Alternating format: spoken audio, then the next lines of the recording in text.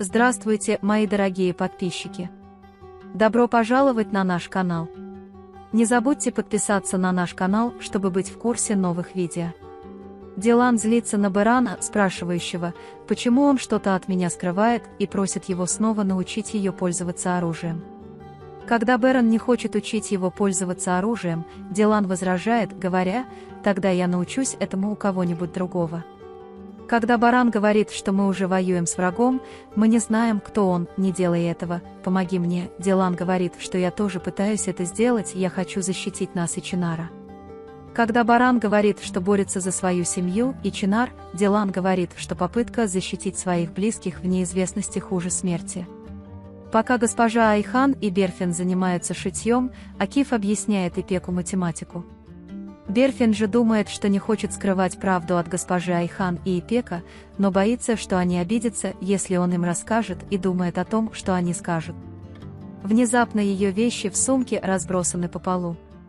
Берфин не замечает ее личности, которая спрятана под сиденьем, но ничего не говорит.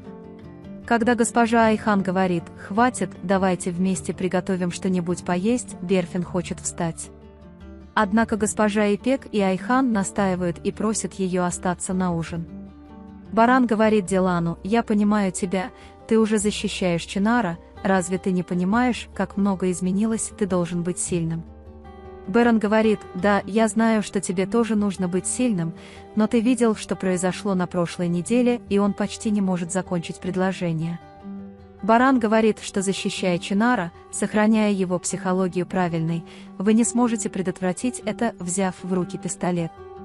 Когда Дилан отказывается сказать «Хорошо, я буду держать его только во время тренировок по стрельбе, обещаю, что больше не буду к нему прикасаться», говорит госпожа Беран, она сопротивляется. Дилан говорит, «Поскольку дама права, ты не сможешь убедить меня, выглядя таким образом». В этот момент к ним приходит Чинар и говорит, «Мне есть что вам сказать, но никто не должен это слышать, я вырос, завтра мой день рождения». Дилан очень милый, мы не знали об этом, Баран говорит, что ты поговоришь с стариком, я поговорю с Джейдой. Но Чинар говорит, мы с Тети отпразднуем мой день рождения тайно в моей комнате. Когда Дилан спрашивает, почему, он объясняет, потому что родители не любят дни рождения.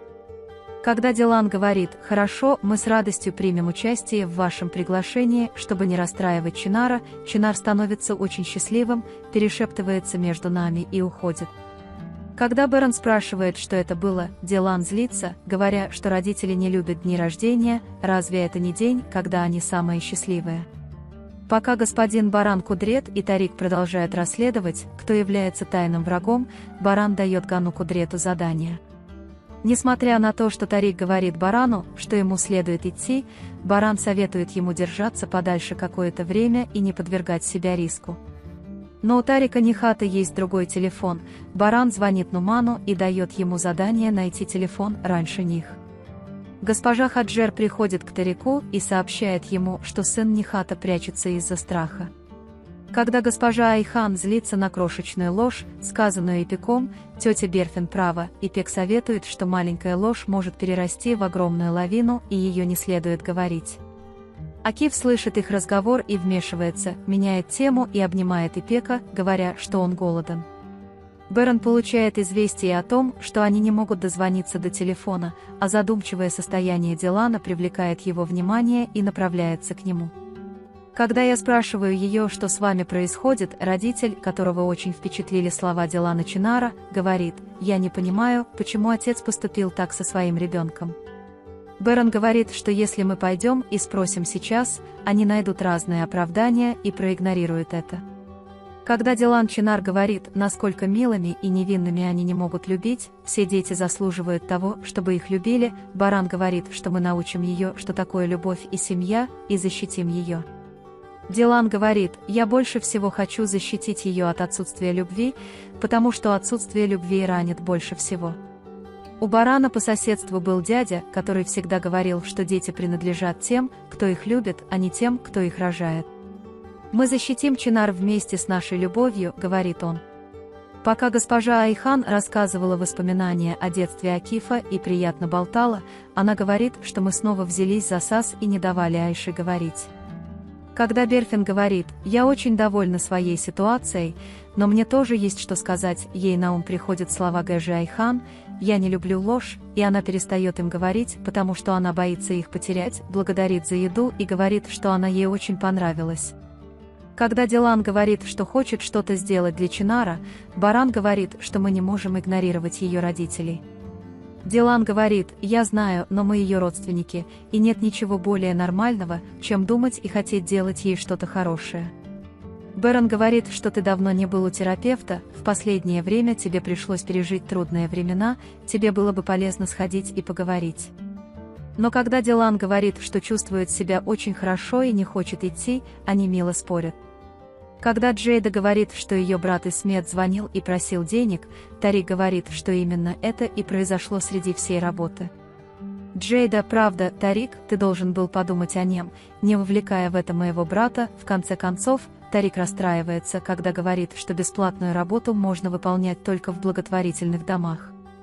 Джейда обеспокоена тем, что он сказал, и извиняется перед Тариком, говоря, что на нее очень повлияло то, что произошло, и что она очень боялась потерять это правление. Затем, когда я спрашиваю, где Берфин, я ее сегодня вообще не видела, она говорит, что Тарик снаружи.